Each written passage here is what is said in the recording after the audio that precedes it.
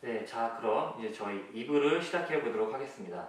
네, 그 1부에서 그 교수님께서 마음 챙김에 대해서 간략히 말씀해 주셨는데 그 마음 챙김을 좀 어떻게 해야 되는 건가요?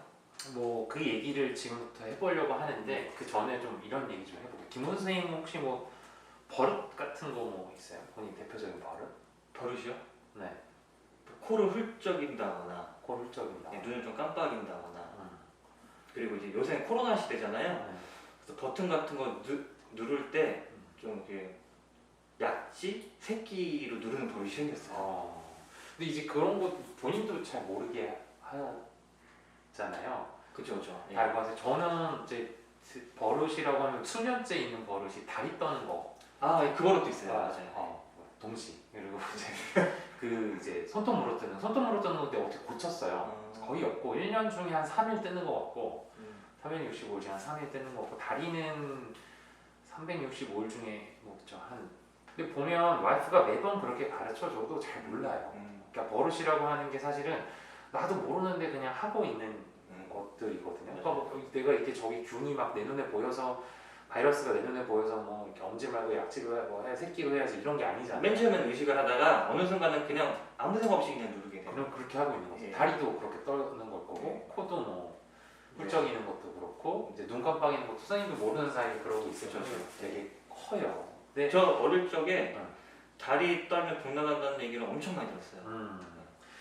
그게 이제 어떻게 보면 이제 다리 떠는 거를 못하게 하려고 이제 어른들이 이제 네. 그렇게 만들어 놓긴 한 걸 텐데 그런 거를 우리가 듣고 내 복을 안 나가게 해야지 이런 마음이 있음에도 불구하고 우리도 모르게 그러고 맞아요, 있단 맞아요. 말이죠.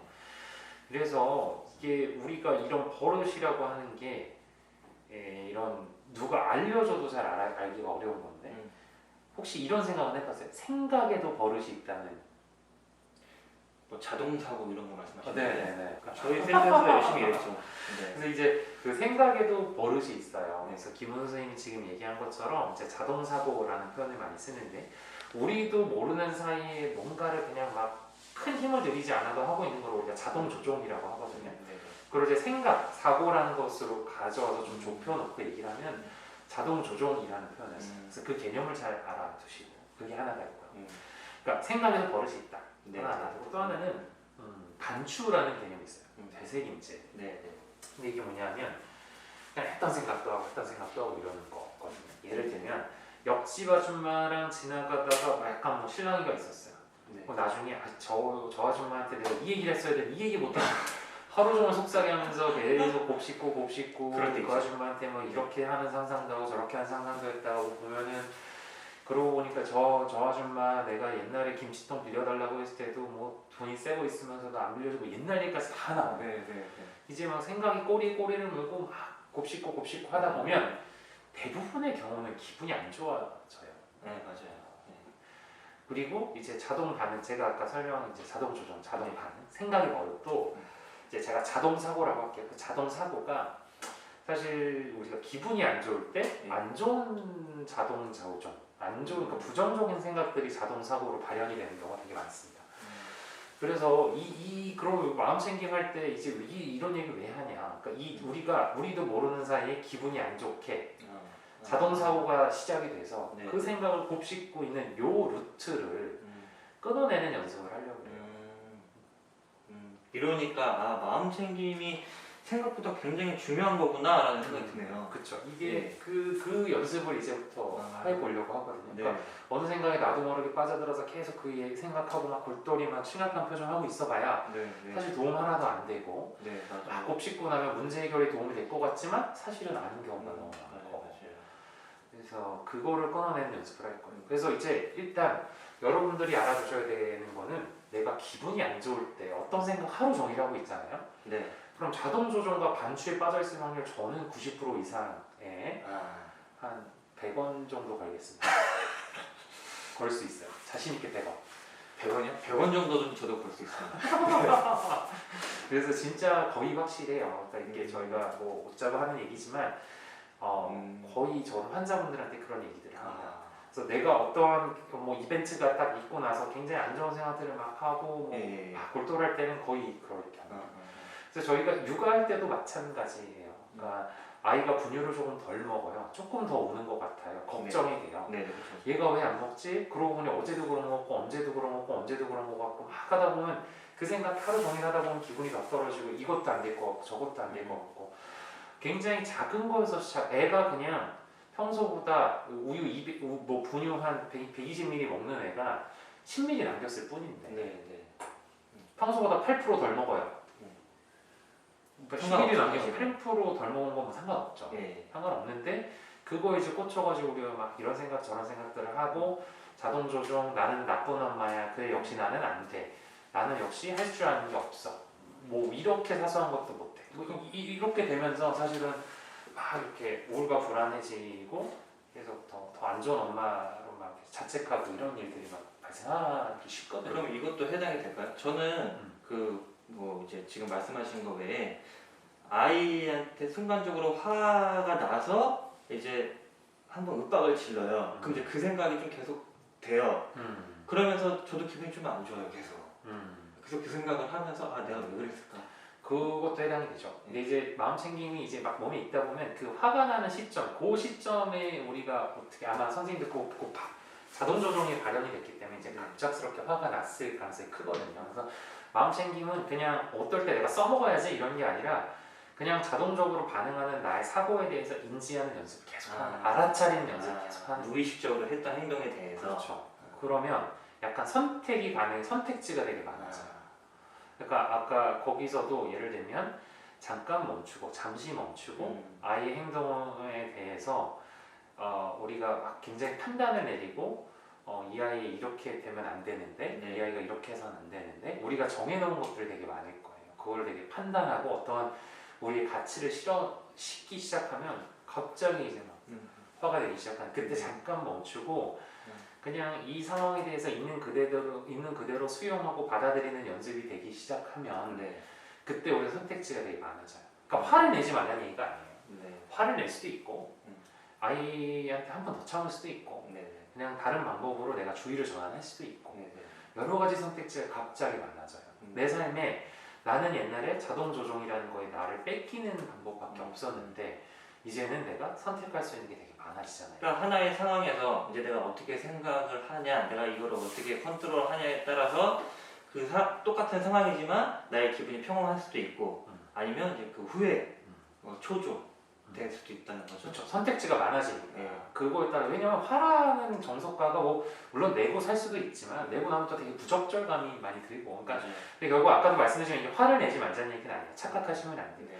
선택지가 늘어나고 내가 이런 자동 사고에 빠져 있다는 거를 그냥 인지하는 것만으로도 그래서 우리가 그래서 이 자동 이제 반응이 생각이 이제 알아차리는 연습을 해야 되는데 처음에 이 알아차리는 연습을 하기가 되게 어려워요. 그래서 저는 이제 그 생각의 버릇을 알아차리는 거에 이제 써먹을 수 있는 방법을 조금 몇 가지 팁을 드릴게요. 여러분들이 어떤 생각에 하루 종일 빠져 있을 때 써먹어볼 수 있는 게 제일 빠른 건 종이 꺼내서 써보는 거예요. 아 나의 생각을. 네, 예를 들면 시어머니가 아까 한마디 했어요. 지나가는 말처럼. 네. 야, 애 그렇게 하면 되겠냐? 야, 애 볼 때 그렇게 빨간 옷 입는 거 아니야. 애 뭐 먹을 때는 애 그렇게 고개 숙여주면 안 돼. 네.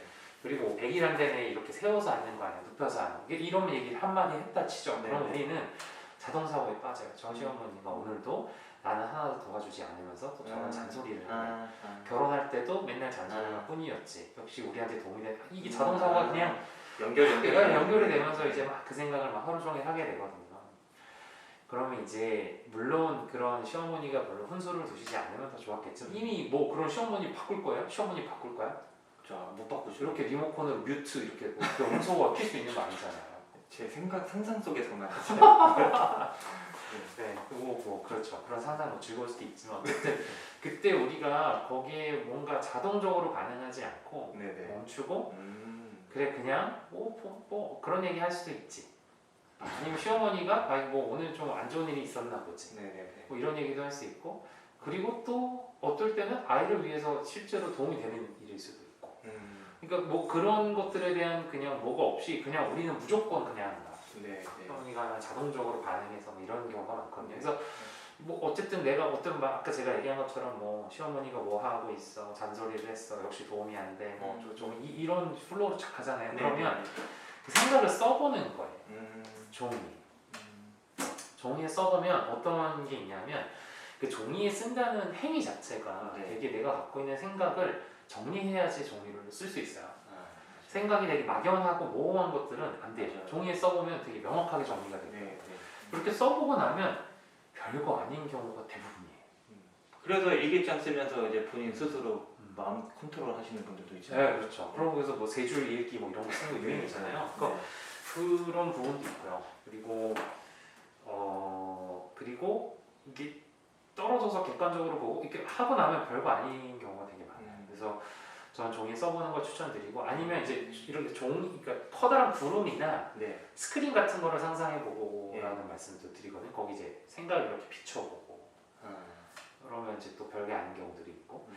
그리고 또 하나는 저는 요새 환자들이랑 많이 하는 작업 중에 실제로 진료실에서 하는데 네. 카톡을 보내라고요. 스스로 이렇게. 요새 예. 핸드폰 꺼내면 본인에게 카톡 보내줄 수 있죠. 그쵸. 네, 저는 중요한 정보를 저한테 카톡 많이 보내요. 저도 그래요. 까먹으면 안 돼요. 예, 맞아요. 그럼 보내놓으면 이것도 아까 글쓰기랑 되게 비슷해요. 근데 글쓰기랑 되게 비슷한데 요새 핸드폰이 항상 저희 주변에 있는 경우가 많으니까 맞아요.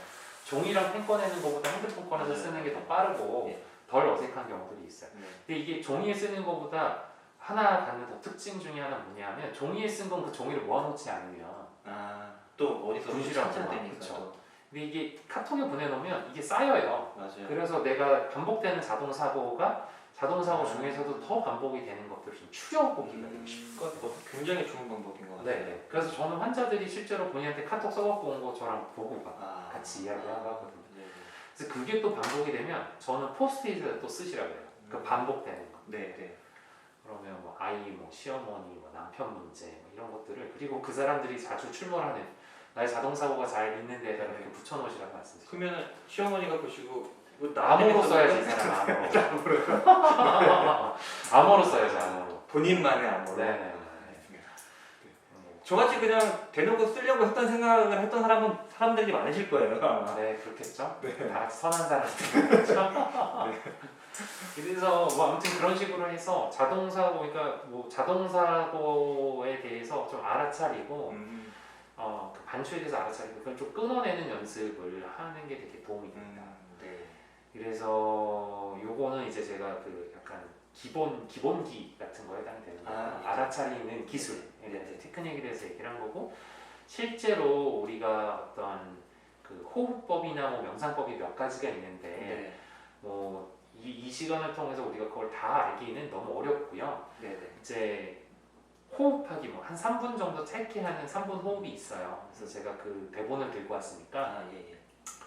선생님들 이렇게 선생님하고 또 한 선생님 모셔가지고 네. 같이 그 3분 호흡을 네. 제가 앞에서 대본을 좀 읽어드릴 테니까 아, 예, 네. 해보시죠. 알겠습니다. 근데 이게 명상이 굉장히 힘든 것 같아요. 그 하다 보면은 제가 이 3분이 짧아 보이긴 하는데 하다 보면 어느새 생각이 다른 데가 있어요. 그래도 상관없어요. 그거를 또 알아차리고 돌아오면 돼요. 아, 이 나오고 있는 육성이 지시문, 네. 지시문으로 다시 돌아오면 됩니다. 그거를 알아차렸을 때 아, 내 마음이 방황하고 있구나. 그걸 알아차리는 것에 대해서 박수를 쳐주라는 멘트도 있어요. 아, 정말요? 네, 그게 그냥 무한 반복되는 거예요. 이 명상은 잘하고 못하고가 없습니다. 아, 네. 그냥 하면 돼요. 아, 그렇게 말씀해 주시니까 약간 자신감이 좀 생기네요. 뭐 그렇게 잘하는 게 없다니까 이 사람. 열심히 해보겠습니다. 네, 그냥 내가 생각한 나의 생각과 마음, 감정 이런 것들에 네. 따뜻한 관심을 네. 가지시면 되고 김은수 선생님처럼 차분한 분들 뭐 더 잘 하시리라 믿고 아, 네. 한번 해보겠습니다. 네. 같이 한번 해보시죠. 예. 그럼 여러분도 한번 저희 그 교수님의 멘트에 따라서 한번 집에서 편안한 자세로 한번 같이 해서 호흡하기를 시작하겠습니다. 3단계 호흡하기입니다. 편안하고 위험 있게 등을 꼿꼿이 세우되 너무 경직되지 않게 해서 신체로 하여금 현재의 느낌을 알아차리고 깨어있도록 하십시오. 자, 지금 자세가 편안하다면 눈을 감으세요. 첫 번째 단계는 지금 현재 당신에게 어떤 일이 일어나고 있는지 자각하는 것입니다. 당신의 마음이 무엇이 지나가는지 자각하도록 하십시오.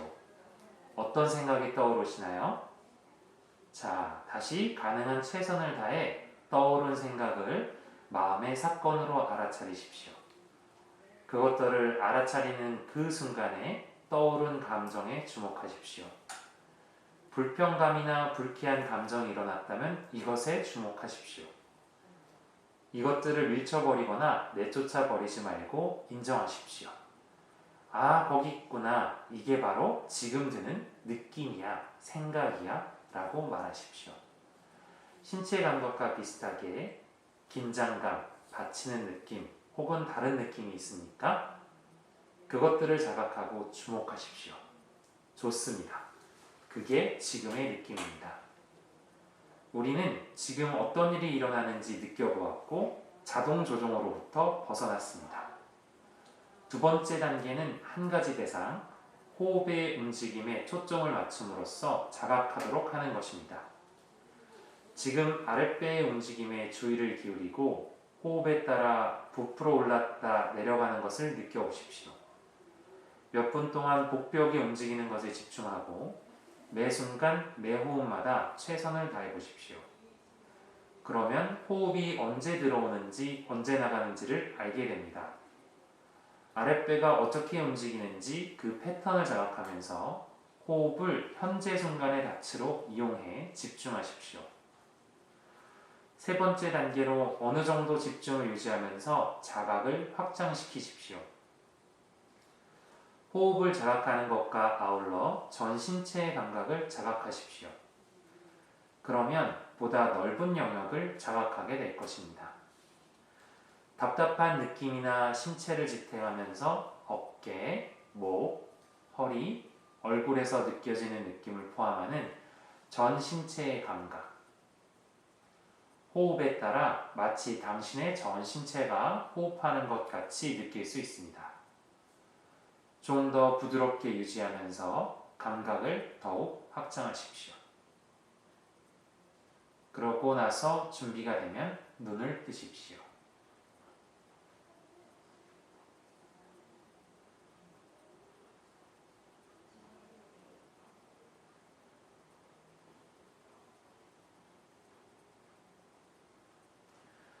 이게 저희가 여러 가지 명상법이 있어요. 마음 챙김을 훈련을 하면 한 대여섯 가지의 명상법, 호흡법들을 하는데 사실 이 3단계로 호흡하기가 엑기스예요. 정수 같은 거거든요. 그래서 지금 이게 뭐지? 내가 잘하는 건가? 못하는 건가? 너무 금방 끝나서 무슨 말인지 모르겠는데 다 상관없습니다. 지금 그냥 이 지시문이 나오는 그냥 그 결대로 다시 들으시면 되고요. 그냥 따라하려고 노력하시다 보면 어떨 때는 공식 먼저 외우고 나서 나중에 그 공식의 의미가 이해가 되는 게 있는 것처럼 더 잘 이해하고 아니고 이런 건 특별히 없습니다. 그냥 내 감정 상태에 대해서 판단하지 않고 알아차리고 수용하려고 하는 그 잔재를 견지하시다 보면 아마 산후 우울도 여러분들께서 잘 극복해내실 수 있지 않을까 생각됩니다. 네, 제가 지금 3분을 했는데 이 3분 동안에 약간 마음이 굉장히 좀 차분해지고 엄숙해지는 느낌 이런 게 좀 있었어요.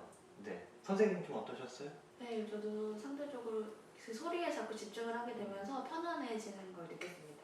네, 저희 특별 출연해주신 저희 센터 선생님이십니다. 네, 네, 그래서 저희가 지금 짧게나마 3분 명상을 해봤는데 이게 일회성으로 끝나는 게 아니라 앞으로 이번 기회를 통해서 자주 하시면서 이 명상의 기술이 늘어나서 아까 저희 교수님이 말씀해 주신 대로 그 생각의 고리를 끊으시고 그 합리적인 생각 그리고 이성적인 생각으로 판단을 해 주시면 굉장히 좋을 것 같습니다. 네, 오늘 이렇게 또 저희 그 산후 우울증 교육해 주신 저희 교수님과 그리고 저희 특별 출연해 주신 저희 센터 선생님에게 감사의 말씀 드리면서 이번 시간 마치도록 하겠습니다. 감사합니다.